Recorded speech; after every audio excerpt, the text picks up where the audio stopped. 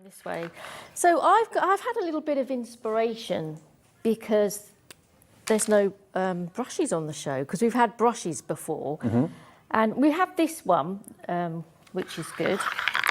Let's turn it around and have this. So we can use this brush. But then I started to think, well, you know, how can we make marks, you know, without a set of brushes? Yeah. And what else can we use? So I thought I would paint with a mug, husband's mug. It's your husband's mug? Husband's mug. Does he know you got it? No. He doesn't know. Probably not. Actually, he does know, because I couldn't reach it out of the top of the cupboard. Oh, right. It's a big chunky mug, it's at the top of the cupboard. So, yeah, so I did ask him to bring it down. So I'm adding paint to the bottom of this mug because I need a circle. Right. I want to create a circle design. So you're not painting the mug, you're using it as like a tool. A tool. Yes, yeah. If you don't, you know, if you think about maybe not using brushes, but use something like this. Why not? Instead. And I do love this technique because, you know, circles are always tricky to draw by hand. And yeah, so grab yourself a Well, mug. utilise what you've got in the cupboard. We've all got cups and mugs in the cupboard, so... Oh, yeah, if you think about what you can use to make marks, you know, twigs, feathers, you know, all sorts of things.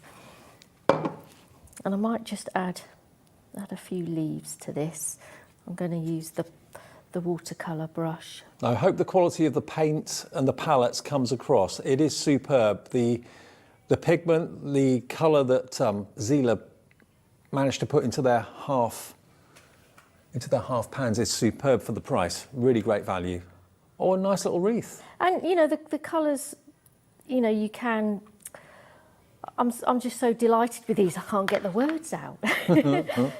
When you really water it down, you know, you can get a lovely lighter version of the pigments as well. And another thing I like to sort of play around with, let me get rid of the green on that brush tip, is the old-fashioned pencils where you get the rubber on the end. Okay.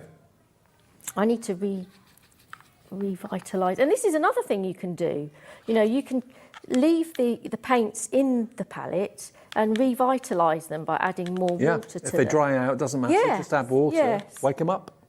Which you can do, obviously, for the palette in the paint set as well. So I'm going to get some different colour purples. Can I ask you what the sponge is for? If you want to wipe excess water from the brush, oh, right. Yeah, you can just sort of stroke the sponge like that. Right. But I don't tend to use, because I like lots of water.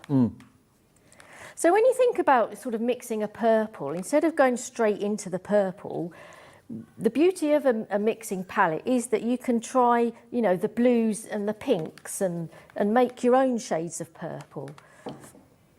It's just nice to experiment, isn't it? If you're a new painter or a new colourist, you'll probably surprise yourself. Mix colours together and see what happens. That's right. I mean, you might be an expert in colour and you know exactly what colour you get if you mix blue and red together or whatever it may be, but just play with the palette, experiment. And use the end of a rubber pencil. Yeah, anything. Anything for that berries. You can find can make a mark. And the rubber's nice actually because it's sort of a little bit soft. You can press down on it and you get a nice circle. So really, if you think of yourself as not being really an artist, I'm not saying that to you, so I'm sort of talking to everybody at home, but if you think you're not really an artist, all you've used there to do this is a cup base. That's right. And the end of a rubber on a pencil and a few leaves that you painted by hand. But apart from that, you know, you can... It's stamping as well, really, isn't it? Yeah, it is, it's like stamping, yes, yeah. And this is what I like to show. You know, art doesn't have to be laboriously painting a delicate scene. You know, you can enjoy the products. And it doesn't have to be stuffy and elitist. And produce something, you know, quite quickly and simply. I've got like a sort of a darker red that I'm bringing in here. Well, this could be your Christmas card you're doing. Yes, it could, yes. It's kind of supposed to look a bit like, I don't know, lavender, I was thinking. If you did it with red berries, it would look Christmassy. Exactly, it would look beautiful, wouldn't it? And you can do some little holly leaves. Well, lots of you are deciding that this palette is right for you. Remember, you are going to get the palette, you're going to get the mixing palette side of things, that just clips onto the side of it. You've actually got 24 colours, and they're premium half-pan colours.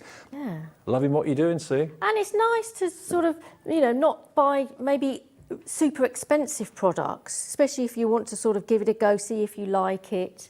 So they're good for beginners, good for sharing because they're not so precious. They might end up being precious to you, but you could let other family members have a go with them. Well, I mean, art's a funny thing. You can spend a fortune on paints, you can spend a fortune on pencils, you can spend a fortune on pens. What I want to do is get a good deal on quality products, and that's what Zieler brings us. So you're not having to spend £100 on pencils, you're spending £15, £20, but you're getting a fantastic quality. You are, yes, yeah. Something that you can use and works as well, yes. And the main base for that picture that Sue's just done was the bottom of a mug? Yeah. I've done another one that I did earlier that I spent a little bit more time. Oh, that's great. That's probably a bit blue. This one's a little bit more purple. It's a bit more delicate, so... Yeah, and it's something you can produce quite quickly, for cards to give away. Okay, brilliant. Yeah. Now.